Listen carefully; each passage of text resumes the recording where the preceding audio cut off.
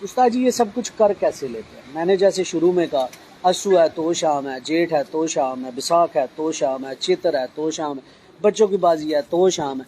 ये शाम का पहाड़ा पढ़ कैसे लिया हुआ? गुरदीन भाई सब तो पहली तो गल मेहनत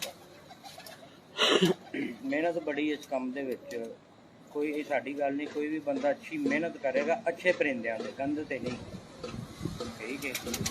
तो इंशाल्लाह ताला सारिਆਂ ਦੇ ਇਹੋ रिजल्ट आएगा। कबूतर अच्छे होने चाहिए।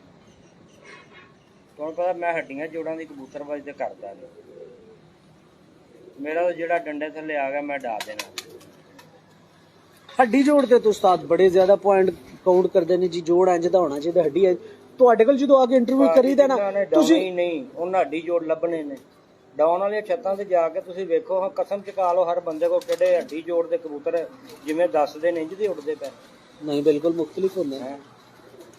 ਇਹ ਹੁਣ ਮੈਂ ਤੁਹਾਨੂੰ ਕਮਾਦੀ ਇੱਥੇ ਜਗਾਨਾ ਵਿਖਾਈ 20 ਉਸਤਾਦ ਆ ਜਾਂਦੇ ਉਹਨੂੰ ਫੇਲ ਕਰ ਦਿੰਦੇ, ਮੈਂ ਤੁਹਾਨੂੰ ਪਰਚੇ ਵਿਖਾ ਦੇਣਾ।